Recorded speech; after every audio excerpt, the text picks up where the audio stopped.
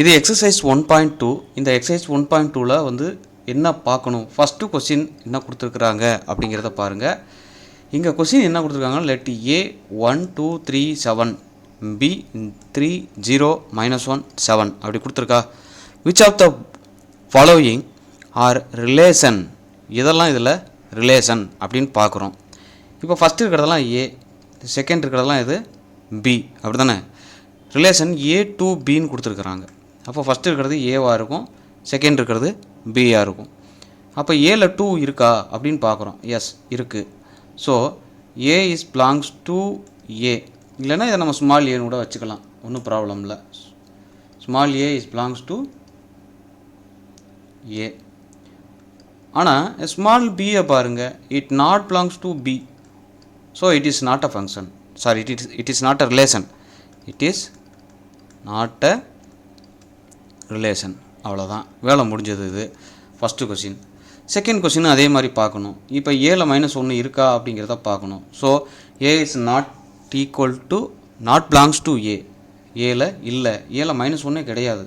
So it is not a function. அவ்வளோதான், it is not a function. அடுத்து அதே மாதிரி பார்க்குறீங்க, இங்கே 2 இருக்குது, 7ம் ஏல இருக்குது, 2ம் இருக்குது, 7ம் இருக்குது, 1 இருக்குது.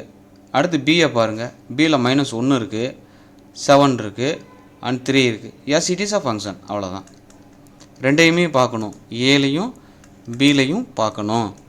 Yes, it is a function. அந்த கொஸ்டின் அப்படியே கிவன் அப்படின்னு சொல்லி எழுதிட்டு அதுக்கு கீழே இதை அப்படியே எழுதணும். சரிங்களா? அப்படியே சும்மா வெறுமனே எழுதக்கூடாது, இங்கே இருக்கிற மாதிரி. அதே மாதிரி பார்த்தீங்க அப்படின்னா R4 ரிலேஷன் 4. ஃபஸ்ட்டு இதில் 7 இருக்குது, ஏல 7 இருக்குது இல்லையா? ரைட்டு. அடுத்து 0 இருக்கான்னு பாருங்கள், இல்லை. So it is not a relation. அவ்வளோதான். ஏன்னா ஃபஸ்ட்டு இருக்கிற எலமெண்ட் எல்லாமே ஏவோட எலமெண்ட். ரிலேஷன், இங்கே ஃபங்க்ஷன் எழுதிட்டோம், தப்பு. இங்கே ரிலேஷன் வரணும். சரிங்களா? ரிலேஷன் வர, ஃபங்க்ஷன் வர, ரிலேஷன். இங்கே நல்லா கவனிச்சுக்கோங்க, கொஸ்டினை நல்லா புரிஞ்சுக்கணும். ஃபஸ்ட்டு கொஸ்டின் என்ன கொடுத்துருக்குறாங்க அப்படின்னா, லெட் ஏஸ் ஈக்குவல் டு 1 2 3 4 அப்படின்னு கொடுத்து 45 வரைக்கும் இருக்குது. And R be the relation be the defined as is a square of and A. அப்போ ஸ்கொயர் இருக்குது. அதாவது இப்போ ஏவோட வேல்யூ வந்து நமக்கு என்ன கொடுத்துருக்குறாங்க அப்படின்னா 1 2 3 4 அண்ட் ஸோ ஆன் 45. இது ஏ. சரிங்களா? இப்போ ரிலேஷன் ஆர் நமக்கு எப்படி டெஃபைன் பண்ணியிருக்கிறாங்க அப்படின்னா, ஸ்கொயர் 1 ஸ்கொயர் 1, இப்போ 2 ஸ்கொயர் 4, 3 ஸ்கொயர் 9, 4 ஸ்கொயர் 16, 25, 36. அதுக்கு மேலே எழுதக்கூடாது. ஏன் அப்படின்னா இங்கே 45க்கு மேலே என்ன இல்லை, நம்பர் இல்லை. ஸோ 45க்கு முன்னாடி இருக்கிற ஸ்கொயர்ஸ் எல்லாம் எழுதிடணும். Is a square of on A அப்படின்னு கொடுத்துருக்காங்க. Right R as a subset of A into A அப்படி எழுதணும். சரிங்களா? And also find the domain and range. இப்போ டொமைன்னா என்ன, ரேஞ்சுனா என்ன அப்படின்னு எழுதணும். இப்போ இங்கே நம்ம எப்படி எழுத போகிறோம்னா ஏ கிராஸ் ஏ அப்படி எழுதணும். இப்போ 1 அப்படின்னு போட்டால் நமக்கு வேல்யூ என்ன கிடைக்குது, 1 கிடைக்குதா? ஸோ 2ன்னு போட்டால் செகண்ட் வேல்யூ நமக்கு என்ன கிடைக்கும், 4. 3 போட்டால் 9, 4 போட்டால் 16, அடுத்து 5 அப்படின்னா 25, 5,25. அடுத்து 6 போட்டிங்கன்னா என்ன கிடைக்கும் நமக்கு, 36ன்னு கிடைக்கும் இல்லையா? 5,25 அண்டு 6,36. இவ்வளோ தான். இதை க்ளோஸ் பண்ணிடுறோம். இது ஏ கிராஸ் ஏ. அடுத்து என்ன கேட்டிருக்காங்க, ஃபைண்ட் த டொமைன். டொமைன்ங்கிறது நாம் மல்டிப்ளிகேஷன் பண்ணதில் எதெல்லாம் ஃபஸ்ட்டு வருதோ அது டொமைன். டொமைன் ஃபஸ்ட்டு எதாவது வருது, 1 2 3 4 5 6. இது டொமைன். ரேஞ்ச் என்னென்ன, செகண்ட் என்னென்னலாம் இருக்கோ அது ரேஞ்சு. இன்னொன்று என்ன அப்படின்னு கேட்டிங்கன்னா, நம்ம வேல்யூவை சப்ஜெக்ட் பண்ணி நமக்கு கிடைக்கிது இல்லையா, அதுதான் ரேஞ்சு. சில சம்மில் அது மாறும். அடுத்து எந்தெந்த சம்மில் மாறுதுங்கிறதையும் நான் சொல்கிறேன் உங்களுக்கு. 1 4 9 16 25 36 36. அப்போ இதுதான் டொமைன், இதுதான் ரேஞ்ச். இதை அடிக்கடி பப்ளிக்கில் கேட்கக்கூடிய ஒரு 2 மார்க் கேள்வி. இப்போ கொஸ்டின் நம்பர் 3ல நமக்கு என்ன அப்படின்னு கேட்டிங்கன்னா a relation R is given by the setன்னு கொடுத்துருக்குறாங்க. சரிங்களா? கொஸ்டினில் எல்லாமே அவங்களே கொடுத்துருவாங்க. நாம் ஒரு சிலதை மட்டும் கண்டுபிடிக்கிற மாதிரி இருக்கும். அதான் ஃபஸ்ட்டு பாடத்தோட ஒரு பெரிய நமக்கு பெனிஃபிட் அது. இப்போ பார்த்தீங்க அப்படின்னா ஒய்யோட வேல்யூ எப்படி இருக்குது அப்படின்னா எக்ஸு ப்ளஸ் 3ன்னு இருக்குது. சரிங்களா? அப்போ நமக்கு எக்ஸோட வேல்யூ என்னவா இருக்கும்? அவங்களே இங்கே கொடுத்துருக்காங்க பாருங்களேன். 0 1 2 3ன்னு கொடுத்துருக்காங்களா? 0 1 2 3 4 5. ஃபஸ்ட்டு இதில் 0வை கொண்டு வந்து சப்ஸ்டிட் பண்ணணும். அப்போ ஒய்யோட வேல்யூ ஃபஸ்ட்டு 0 போடுறோம். 0 ப்ளஸ் 3 3யா? இப்போ இங்கே நாம் என்ன எழுத போகிறோம் அப்படின்னா எக்ஸுக்கு வேல்யூ சப்ஸ்டிட் பண்ணால் என்ன கிடைக்கும், ஒய்க்கு வேல்யூ சப்ஸ்டிட் பண்ணால் என்ன கிடைக்கும். சரி, எக்ஸோட வேல்யூ சப்ஸ்டிட் பண்ணால் ஒய் என்ன கிடைக்கும். இப்போ எக்ஸுக்கு 0ன்னு சப்ஸ்டிட் பண்ணோம்னா ஒய்யோட வேல்யூ நமக்கு என்னது 3 கிடைக்குதா. அடுத்து 1 சப்ஸ்டிட் பண்ணோம்னா 1 ப்ளஸ் 3 என்ன கிடைக்கும் 4. அப்போ 1ன்னா 4. அடுத்து 2 போடுங்க. 2 ப்ளஸ் 3 அதனுடைய வேல்யூ என்ன 5ன்னு வருமா. அப்போ 2ஓட வேல்யூ 5. அடுத்து 3ஓட வேல்யூ 3 ப்ளஸ் 3 6. அப்போ 3 6. 4ன்னா 7 வரும், 5ன்னா 8 வரும். இதுதான் வேலையே. சரிங்களா? இப்போ அவங்க கேட்டிருக்கிறது என்ன அப்படின்னு கேட்டிங்கன்னா நல்லா புரிஞ்சுக்கணும். Find it is domain and the range. அப்போ டொமைன் நமக்கு ஆரோ டயக்ராமில் டொமைன் இந்த பக்கம் எக்ஸோட வேல்யூ என்ன இருக்குது 0 1 2 3 4 5. இது டொமைன். அப்போ ரேஞ்சுனா என்ன அப்படின்னா நமக்கு என்ன ஆன்சர் கிடைக்குது அதுதான் ரேஞ்சு. 3 4 5 6 7 8. இதை பூரா நம்ம எழுதி ஆகணும். 4 ப்ளஸ் 3 = 7, 5 ப்ளஸ் 3 = 8 அப்படிங்கிறத நாம் கண்டிப்பாக எழுதி ஆகணும். இந்த கொஸ்டின் கொஞ்சம் பெரிய கொஸ்டின். என்ன அப்படின்னு கேட்டிங்கன்னா represent each of the given relation by A and arrow diagram B a graph இப்படி கொடுத்துருக்குறாங்க. இப்போ இதில் வந்து நம்ம எப்படி எழுதணும் அப்படின்னு சொன்னால் ஃபஸ்ட்டு எக்ஸுன்னு கொடுத்துருக்கிறதுனால இங்கே ஒய்யோட வேல்யூயை சப்ஸ்டிட் பண்ணணும். சப்ஸ்டிட் பண்ணி நமக்கு எக்ஸுக்கு என்னென்ன வேல்யூ கிடைக்குதுன்னு பார்க்கணும். ஒரு உதாரணமாக பாருங்களேன். இப்போ இங்கே என்ன ஈக்குவேஷன் கொடுத்துட்டாங்க அப்படின்னா எக்ஸு ஈக்குவல் டு 2y. இதுதான் நமக்கு ஃபார்மெட்டு இல்லைங்களா. இப்போ எக்ஸோட வேல்யூ என்னன்னு நம்ம கண்டுபிடிக்கணும். அதுக்கு ஒய்யோட வேல்யூவை சப்ஸ்டிட் பண்ணணும். 2 இன்ட்டு இப்போ ஒய்யோட வேல்யூ இங்கே என்ன இருக்குது 1 இருக்கா 1. 2 1 சார் 4 2. அப்போ எக்ஸோட வேல்யூ 2 கிடைக்குது. இப்போ நல்லா பார்த்துக்குங்க. இங்கே ஆரோ டயக்ராம் போடுறோம். ஆரோ டயக்ராமில் இங்கே எக்ஸு இங்கிட்டு ஒய். சரியா? எக்ஸில் என்ன இருக்குது 2 3 4 5ன்னு இருக்கா. ஒயில் 1 2 3 4. அப்போ ஒய் 1ன்னு போட்டால் நமக்கு வேல்யூ என்ன கிடைக்குது 2ன்னு கிடைக்குதா. ரைட். அடுத்து பாருங்கள். இப்போ அதே இது ஒய்யோட வேல்யூவை 2ன்னு போடுறோம். 2 2 4. இப்போ இதுதான் கிடைக்குது. எக்ஸோட வேல்யூ 4ன்னு கிடைக்குது. அடுத்து 3 போட்டிங்கன்னா 6ன்னு கிடைக்கும். 4 போட்டால் 8ன்னு கிடைக்கும்.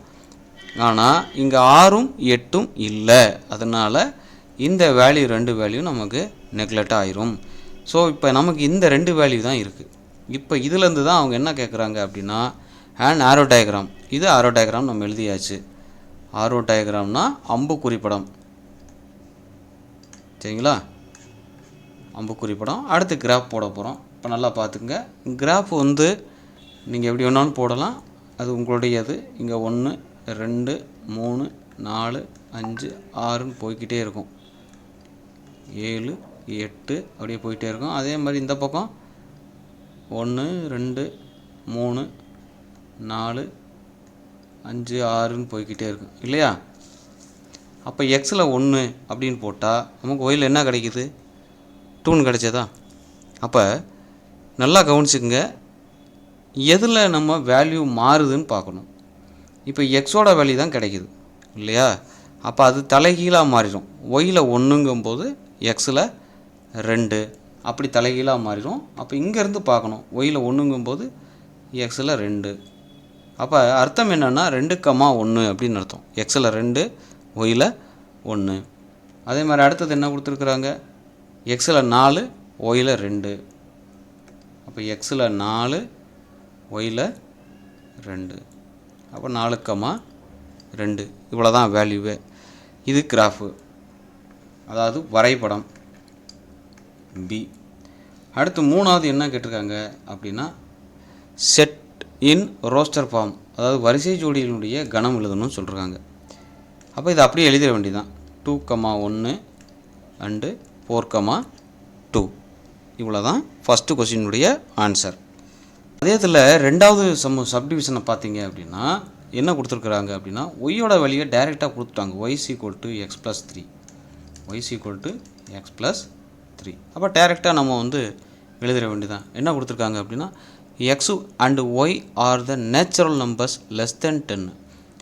அதாவது எக்ஸும் ஒய்யும் எப்படி இருக்கணும்னா 10 விட கம்மியாக இருக்கணும் அப்படின்னு சொல்கிறாங்க. ஓகேவா? இப்போ நீங்கள் நல்லா கவனித்து பார்த்தீங்கன்னா தெரியும். இப்போ எக்ஸோட வேல்யூ ஆரோ டயக்ராம் போடும்போது எக்ஸோட வேல்யூ என்னவாக இருக்கணும், 1 2 3 4 5 6 7 8 9 10. அதே மாதிரி ஒய்யோட வேல்யூ எப்படி இருக்கணும்னா நேச்சுரல் நம்பர்ஸ் லெஸ் தென் 10. இந்த 10 தேவையில்லை.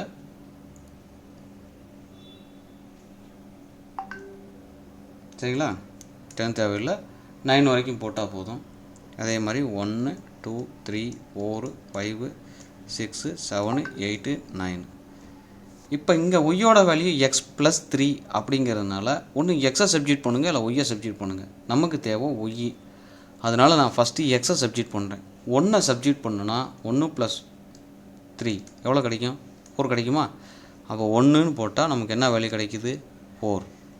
சரி, அடுத்து 2ன்னு போடுங்க. 2 + 3 வேல்யூ என்ன, 5ன்னு கிடைக்குமா? ஸோ 5. அடுத்து 6, என்ன 3 + 3 வந்து நமக்கு 6ன்னு கிடைக்கும். அடுத்து 4 + 3 7. அப்போ ஒன்றுனா மாறிக்கிட்டே வரும். 7 8 9. இப்போ இங்கே என்ன கேட்டிருக்காங்க அப்படின்னா 5 + 3யோட வேல்யூ 8, 6 + 3யோட வேல்யூ 9. இப்போ கேள்வி என்ன, ஆரோ டயக்ராம் கொடுக்கணும். ஆரோ டயக்ராம் கொடுத்தாச்சு. ஆரோ டயக்ராம் எங்கே இருக்குது, இந்த இருக்கா ஆரோ டயக்ராம் கொடுத்தாச்சு. அடுத்து கிராஃப் போடணும், செட் ஆஃப் பேர்ஸ் எழுதணும். இப்போ கிராஃபு எப்படி போடுவீங்க, இதே தான். எது வரைக்கும் இருக்குது, 1 2 3ன்னு இருக்கா. அப்போ இங்கே 1 2 3 4 5 6 7 8 9. இங்கே நமக்கு என்ன வேல்யூ கிடைக்குது, அதே தான். 1 2 3 4 5 6 7 8 9. இப்போ வேல்யூ சப்ஜெக்ட் பண்ணிங்கன்னா 1ன்னு சப்ஜெக்ட் பண்ணால் இங்கே கூட எழுதிக்கலாம் y = x+3ங்கிறது. இப்போ 1 சப்ஜெக்ட் பண்ணால் 4. ஸோ 1,4 2,6 2,6 3,6 2,5ன்னு வந்துருமா. 2,5 3,6. அடுத்து 4,7. அடுத்து 5,8 6,9. இங்கே வருதா 6,9. இது கிராஃபு. இந்த செட் ஆஃப் பேர்ஸ் இதை அப்படியே எழுதிட்டிங்கன்னா அதுதான் set of pairs. Set of பேர்ஸுங்கிறது வந்து என்ன, 1,4 2,5 3,6. அடுத்து 4,7 5,8 6,9. இவ்வளோ தான் வேலையே இதில். ஓகேவா? ரொம்ப சின்ன கேள்வி, ஆனால் கொஸ்டின் வந்து ரொம்ப பெருசாக இருக்க மாதிரி தெரியும். ஆன்சர் ரொம்ப சின்னதாக தான் இருக்கும். இன்னொன்று, இதை பற்றின உங்களுக்கு டீட்டெயில் வேணும், இல்லை எதுவும் சந்தேகமாக இருக்குது அப்படின்னு சொன்னால் நம்முடைய பிளாக்கில் வந்து இதை நான் பஞ்ச் பண்ணி வச்சுருக்கேன். நீங்கள் அதுலேயும் போய் பார்க்கலாம். பிளாக் வந்து லிங்க் இதில் கொடுத்துருக்குறேன். நம்ம ஸ்டேட்டஸில் அந்த கீழே இருக்கும் இல்லையா, சேனலுடைய பேருக்கு கீழே அதில் நான் கொடுத்துருக்கேன், நீங்கள் பார்த்துக்கலாம். சரி, ஓகே. இப்போ நம்ம இதை மட்டும் பார்ப்போம். இப்போ என்ன கொடுத்துருக்குறாங்கன்னா company has 4 categories of employees given by assistants. Assistant na A, clerk na C, manager na M, executive officer na E. The company provides 10,000, 25,000, 50, 1 lakh as salary. The people work in categories A, assistant, clerk, managers and executive officers. அப்போ அசிஸ்டண்ட்டில் எத்தனை assistant இருக்காங்க? 4 assistant இருக்காங்களா? அப்போ நம்ம எழுதிட வேண்டியதான். Assistant 4 பேர் இருக்கிறாங்க இல்லையா? யார் யார்? A1, A2, A3, A4. Right. அடுத்து பாருங்கள், கிளர்க்லேயும் 4 பேர் இருக்காங்க. 4 C1, C2, C3, C4 clerk. அடுத்து மேனேஜர்ஸு M, மேனேஜர்ஸில் 3 பேர் இருக்கிறாங்க. M1, M2, M3. அடுத்து எக்ஸிக்யூட்டிவ் ஆஃபீஸர்ஸு, அதில் 2 பேர் இருக்கிறாங்க. E1, E2. இப்போ இவங்களுக்கு சேல்ரி என்ன அப்படின்னு கேட்டிங்கன்னா 10,000 ரூபா தான் சேல்ரி. 10,000. இவங்களுக்கெல்லாம் சேல்ரி எவ்வளவு? 25,000. அடுத்து இவங்களுக்கு சேல்ரி எவ்வளவு? 50. இவங்களுக்கு 1 lakh. சரிங்களா? இப்போ அவங்க என்ன கேள்வி கேட்டிருக்காங்கன்னா, executive officer and relation R is given defined by X relation Y, where X is a salary given by the person Y. To express the relations R through the order pairs and an arrow diagram. அப்போ நம்ம 2 மட்டும் எழுதுனா போதும். என்னென்னது அப்படின்னு கேட்டிங்கன்னா, ஆரோ டயக்ராமையும் order பேரையும் எழுதுனா போதும். சரிங்களா? எழுதலாமா? இப்போ சரி, ஆர்டர் பேர் எப்படி எழுதுறது? 10,000 A1, அதே மாதிரி 10,000 A2, அடுத்து 10,000 A3, அடுத்து 10,000 A4. ஏன்னா 4 அசிஸ்டண்ட் இருக்காங்க இல்லையா? அதுக்கப்புறம் என்ன கொடுத்துருக்குறாங்க? கிளர்க்கில் 25,000ல் C1, 25,000ல் C2, 25,000ல் C3, 25,000ல் C4. 4 பேர். சரிங்களா? அடுத்து மேனேஜர்ஸில் 3 மேனேஜரு. 50,000ல் M1, அடுத்து 50,000ல் M2, அடுத்து 50,000ல் M3. 3 பேர் இருக்காங்களா? ரைட்டு. அடுத்து 1 lakhல 2 பேர் தான். 1 lakhல E1, அடுத்து 1 lakhல E2. இப்போ 2 பேர் மட்டும்தான் இருக்கிறாங்க. இவ்வளோ தான் இதில் வேலையே. அதுக்கப்புறம் ஆரோ டயக்ராம் எப்படி எழுதுவோம்? இதை அப்படியே ஆரோ டயக்ராமாக போட்டுற வேண்டியதான். 10,000ல் 10,000, 25,000, அடுத்து 50, 1 lakh இருக்கா? இப்போ இதை நாம் ஆரோ டயக்ராமாக போடுறோம் அப்படின்னா, இப்போ 10,000 பொறுத்த வரைக்கும் எத்தனை பேர் இருக்கிறாங்க? A1, A2, A3, A4. 4 பேரா? A1, A2, A3, A4. இது ஆரோ டயக்ராம். அடுத்து 25,000 பொறுத்த வரைக்கும் 4 பேர் இருக்காங்களா? C1, C2, C3, C4. C1, C2, C3 and C4. 50,000ல் நமக்கு எத்தனை பேர் இருக்காங்க? 3 இருக்காங்களா? M1, M2, M3. எனக்கு இடம் பத்தல, நீங்கள் கொஞ்சம் கரெக்டாக எழுதிக்கணும். சரியா? 1 lakhல 2 பேர் போட்டு நீங்கள் ஆரோ டயக்ராம் போட்டுக்கிற வேண்டியது. அவ்வளோதான். எக்ஸசைஸ் 1.2 இதோட முடியுது. இன்னொன்று என்ன அப்படின்னா, ஆல்ரெடி உங்களுக்கு ஏதாவது ரெஃபரன்ஸு தேவைப்படுது அப்படின்னா நம்முடைய பிளாகில் கொடுத்து வச்சுருக்கேன். நம்முடைய பிளாக்கோட லிங்க் எங்கே இருக்கும் அப்படின்னு சொன்னால், சேனலுக்கு கீழே அந்த வாட்ஸ்அப் லிங்க்கோட பிளாக் லிங்கையும் நான் அட்டாச் பண்ணி வச்சுருக்கேன். அதில் நீங்கள் பார்க்கலாம்.